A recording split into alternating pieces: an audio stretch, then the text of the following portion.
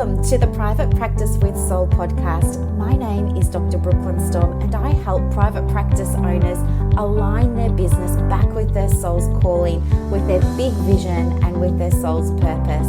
Unlike other private practice coaches, I've traveled the world in search of spiritual resources, spiritual tools, education and information so that you can have the transformation that your soul desires and needs so that you can up-level your business. How much fun is this? I love it so much. Guys, if you're not already a member of the Private Practice Monthly Mentorship Group, please check out the show notes. I would love for you to be there. In the meantime, thank you so much for pushing play today. Let's begin. Good morning, everybody, and welcome to another episode of the Private Practice with Soul podcast. I'm so pleased that you're here. Thank you so much for pushing play on another episode. And I just wanted to say the numbers seem to have exploded a little bit this week. So I just wanted to quickly give shout outs to where we have our listeners. So thank you very much. Canada, Ontario, thank you, British Columbia, Alberta, I don't know how to say this, Saskatchewan, and Quebec, thank you so much. Oh, and Nova Scotia, thank you so much. And thank you, Washington, Idaho, Oregon, California, yay, Nevada, hello, Utah, hello, Arizona, hello, lots from Arizona, New Mexico, Texas, wow, quite a few from Texas, hi ladies, Louisiana, hi, how you going, Mississippi, Alabama, Georgia, hi, Florida, hello, Florida, wow, lots from Florida, lots from Georgia, thank you, Georgia, South Carolina, North Carolina, wowee, Tennessee, hi, Kentucky, hi, Kentucky, Virginia, hello, well done, West Virginia, Pennsylvania, nice to meet you, New York, hi, Connecticut, thank you and welcome, New Hampshire, welcome, Maine, welcome, thank you so much, Illinois, thank you, Wisconsin, wow, so many from Wisconsin, thank you so much, Michigan, Minnesota, Iowa, Missouri, thank you. Did I say Ohio? I hope I did. I hope I didn't leave anybody out there.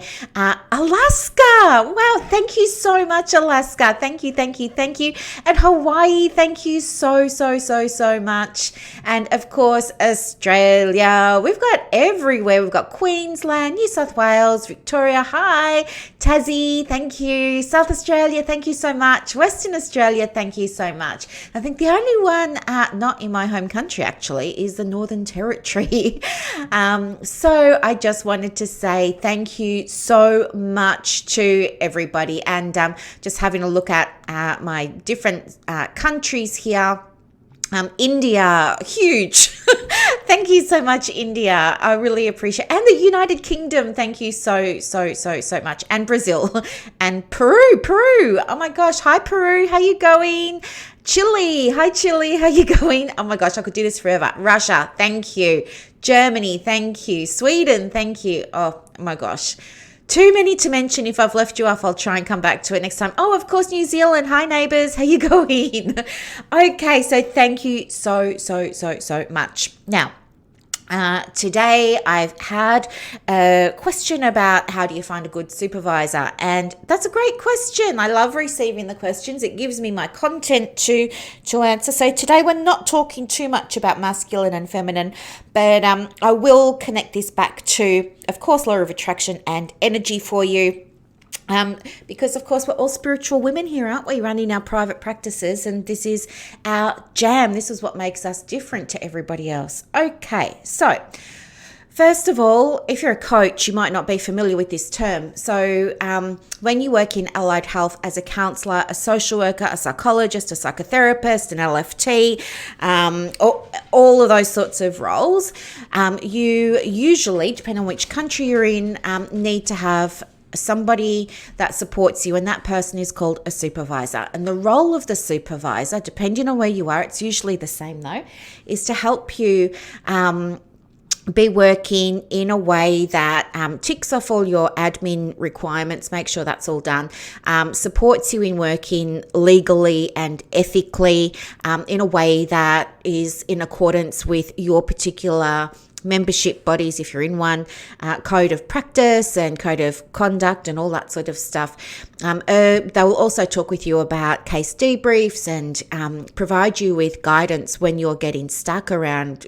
maybe clients who aren't progressing, or even private practice things, like they can help you with marketing and things like that. So normally, and again, this differs from country to country and body to body, but normally there's a minimum requirement of the number of supervision hours you need to have in a year, and that's anywhere from 10 plus.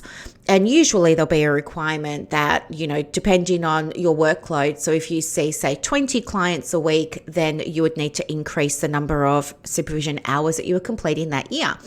And one of the other things that you do is you keep a record of your supervision. So you have a supervision contract or a supervision agreement. You keep a logbook, you keep your notes, your supervisor keeps their notes, all that sort of stuff. And from time to time, you'll be asked to provide this to your body just so that they can check that you're complying with all of your requirements to maintain your membership. So I think it's really important to help you with this question. And what I was asked was, how do you know how to choose, a good supervisor? What's a good supervisor? And I think that that's such a great question, but at the same time, it's a very, very personal question. And so I was in my morning meditation this morning asking myself, how can I support these women in finding the right supervisor, and finding a good supervisor? And the guidance I received was that it's not so much finding, the world's best supervisor. It's finding a supervisor that's a good fit for you. I guess kind of like our clients have to find a good coach or therapist for them. We all know what we're doing. We're all qualified, but we all work a little bit differently. It's the same with supervisors. Your supervisor absolutely must be qualified. Do not hand over your hard-earned money to somebody who's calling themselves a supervisor but doesn't have any qualification, education, experience, or training to back it up. And you would be doing yourself a disservice if you didn't check, okay? Because there are people, unfortunately, out there who are offering supervision services, but they've never done a day of training in their lives, and they don't have any experience and stuff like that. And you do have a professional responsibility to make sure that your supervisor ticks all of your requirements so that you are meeting your requirements. Wouldn't it be just a horrible position for you to be in, to have your logbook or, your work needs to be submitted so it can be checked and audited by your membership body. And then they say, hey, why did you go and work with, this person? They're not even a qualified supervisor. So do your due diligence. A good supervisor who does have a certificate or a qualification or a degree or something like that will happily tell you that they're qualified. But it's going to be on you if you don't check, and you don't want to get yourself into hot water. So of course, check that they're qualified. But I think in addition to that, there are so many supervisors, just like there are so many counselors and therapists, that when it comes to choosing the right person for you to work with, I think this is really a matter of alignment. And, that's my big thing. I believe so much in energy, and I believe so much in rapport and relationships. And it's my honest opinion that you could interview 10 supervisors and they could all have different levels of qualifications, but you're going to feel a certain connection with one or two of those people, and they're the ones that I believe that you want to work with. Why? Because it's going to be a long-term investment. This is the other thing. I do not do single sessions of supervision. I don't get that at all. I believe that, and it's just my belief, but I think that it's like, why would you just book in for one counselling session? And if you're a counsellor, you know what I mean. Like, you would never just book somebody in for one session. It's always your intention to support them on their journey. And you and I both know that people get deeper outcomes and deeper transformations when they're working with you over a longer term. So I would absolutely be mindful of the relationship, like that connection that you feel. So don't just take the first supervisor that crosses your path on a Facebook ad or an Instagram ad. I think, do your due diligence, interview a few different people, male and female, with all different backgrounds, and just see who you click with the best, because you want to get ready for a long-term investment. And to work with me, for example, I do require a 12-month minimum investment for supervision, and that's one session a month for 12 months. And the reason that I believe it's important to do that is so you've got consistency. I don't believe that we can support you if we don't know you, and I'm not going to know you from a single session. The other thing too is I believe it's important to have consistency in your supervision so that we get to see how you progress during a year, and we get to see how you cope, how you respond, how you work, how you operate. At the moment, there's no requirement to have it once a month or anything like that. And so in my experience, or what I have experienced, is that sometimes people will come to me and they'll say, Brooklyn, I need to book in for 6 supervision sessions because PACFA or ACA, so they're 2 counselling groups in Australia, need me to get this done by this date. So can I just book in 1 session a day for the next week? And I'm like, no. It doesn't work like that. You can't just binge have your supervision. You need to, that's kind of defeating the whole purpose of it. And I wouldn't be a good supervisor if I agreed to that. And I would not sully my reputation by signing off on a logbook that gets submitted to those organisations as evidence of a supervisor that agreed to that kind of approach to supervision. You have a responsibility to yourself, to your practice, to your clients. And I believe you want to be consistent. So whether or not you go on the first Monday of the month every month for 12 months, fine, I don't care. But you've got to be having that consistency so that we can really genuinely track how you're going, where you're at, okay? The other thing too is, from time to time, you're going to come into road bumps and hiccups with a private practice, and you might think to yourself, oh, I need to see my supervisor and get some guidance on this. That's absolutely fine. Book in extra sessions if you need to along the way. That's absolutely fine. But don't be the type of counsellor or therapist that only books supervision when there's a crisis, because you're not going to improve how you work as a therapist, and you're not going to improve your private practice, and you're not going to improve how you work with your clients, which kind of defeats the whole purpose, right?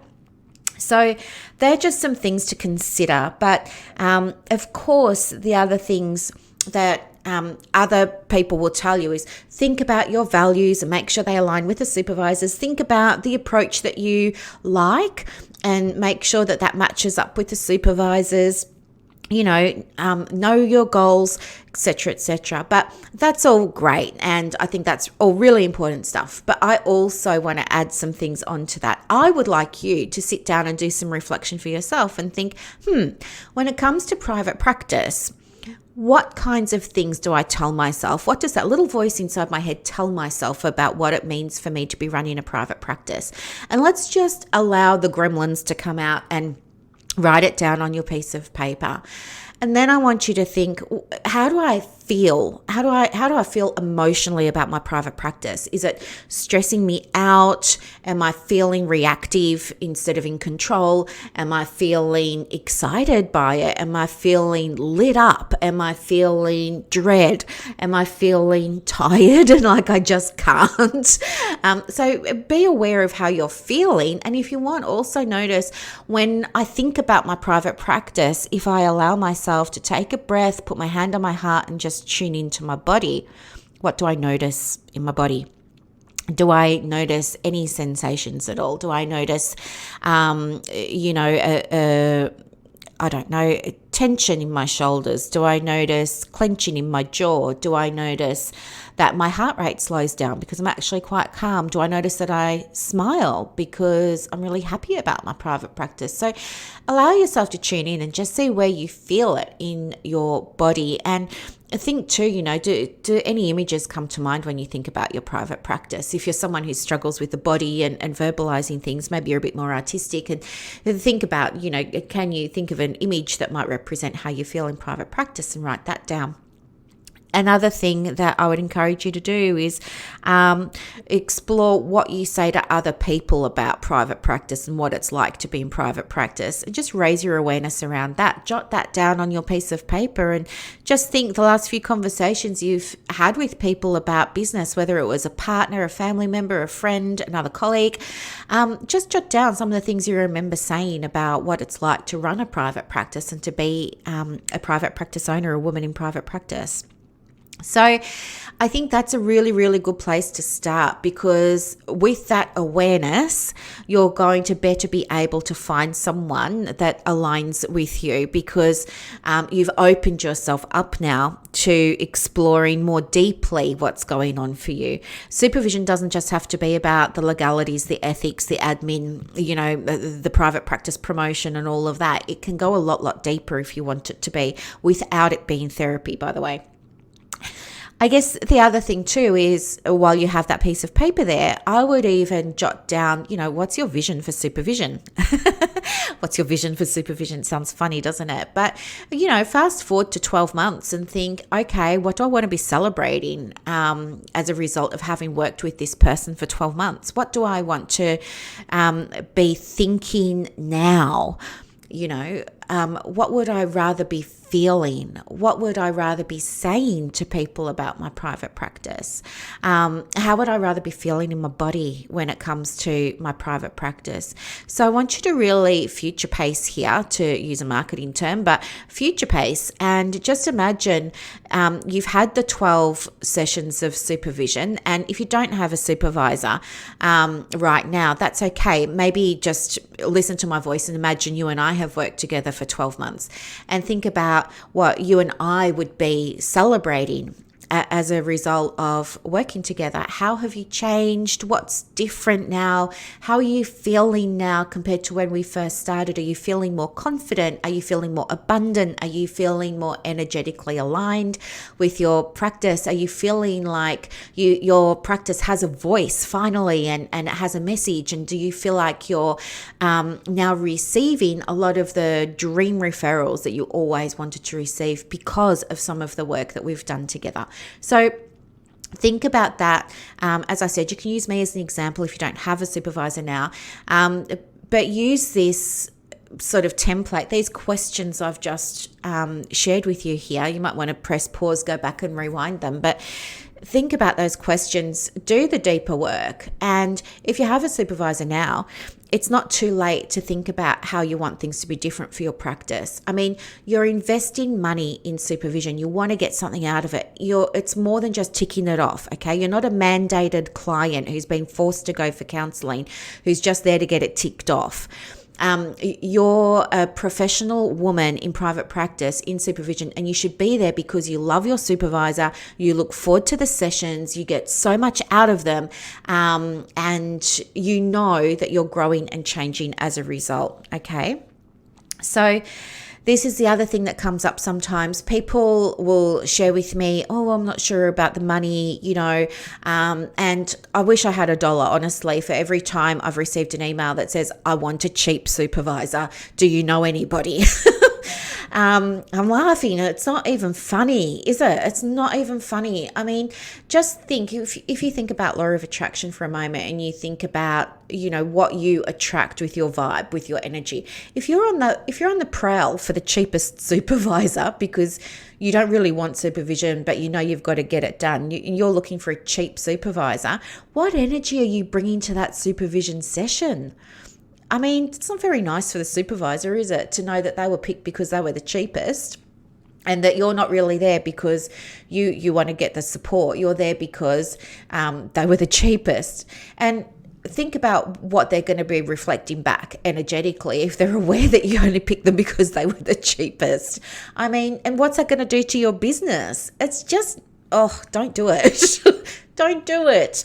I think if... I never believe that money's the issue, okay? I don't believe that for a second. I don't get many rejections because of money. I'm fortunate to work with women who are open-minded and they're resourceful. But I think if you're a supervisor and you're getting pushback on the money, it's not about the money at all. It's about a couple of things going on there. I think your potential supervisees aren't really seeing the value in supervision, or they're not seeing the value in your supervision, because they've got to get it. So they're going to be investing the money somewhere. And if it's not with you, I would say it's because maybe not the relationship, because you should be good at building those, but I would say you haven't articulated the transformation well enough, or you haven't gotten to know them well enough on that introductory call and been able to speak into their hopes and dreams for the practice or for supervision. So there's some responsibility on you there, but I think there's also responsibility on the potential supervisee to really appreciate the role that supervision plays. I mean, it's like a coach in your corner that you get to catch up with, in my case anyway, once a month for 12 months. And you come to look forward to that time because it's just your space. I think a lot of the time as counselors and therapists and coaches, we're doing all of the talking. We're doing all of the listening and not much talking, and or at least that's how it should be, I think. And so having that supervision provides you with that space to speak freely, where you're not being judged, where you're being wholly and fully supported. So I think you want to take good energy into that supervisory relationship. You want to honour the role of supervision. You want to honour your supervisor. And honestly, if you're going to say that the money is an objection for you, I think there's more going on, and you probably really do need supervision, because what do I want to say here? I've lost my train of thought. You're perhaps not seeing the value of it, and a good supervisor, perhaps if money is an issue and you're in private practice, a good supervisor will absolutely support you in finding ways to increase the turnover of your business. The other thing too is supervision is a cost of doing business now.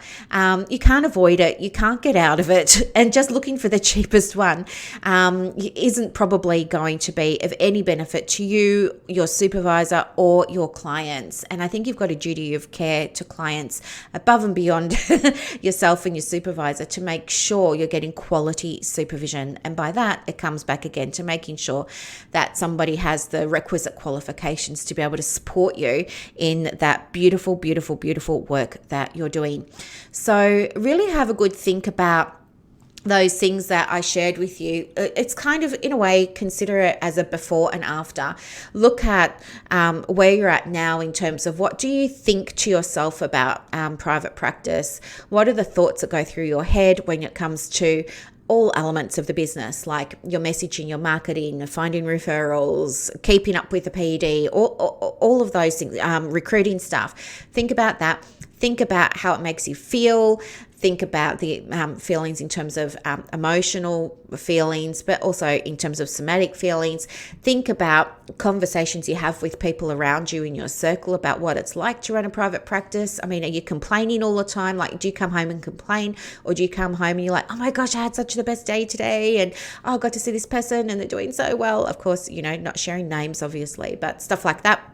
And what are you doing? Like, are you blocking off your diary when you shouldn't be? Are you celebrating when you get a no-show or a cancellation? Like, what are you doing? Look at those 4 areas as to how they are now, and then imagine what you want them to be looking like after you've had your sessions with your supervisor, and use that information to help you find a supervisor that's going to be right for you.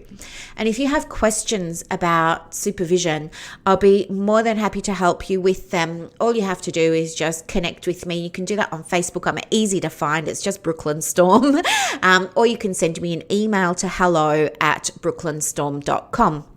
So I hope this was really, really, really, really helpful for you. The other thing I just want to do super duper quickly is I want to give a big shout out to Susan for doing an amazing job on her website. She said after listening to the podcast on, how to improve your website, she made several additions to the content, even included a picture of her puppy, loved it, said that she felt so good after it. And then, so that was Thursday. And then today I woke up and I had this beautiful message from her that she's just enrolled somebody, a client who said that one of the reasons she enrolled with her was because of the beautiful website and all the beautiful content on it.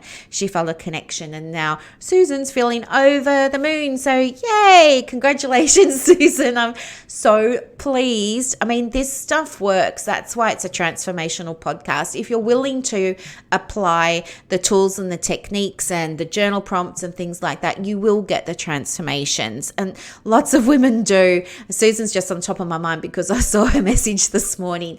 But have a go at the questions that I've shared with you today. See what comes through. Connect with me if you want some guidance or some help with any of this. And have a very happy Saturday. I'll talk to you later, guys. Bye.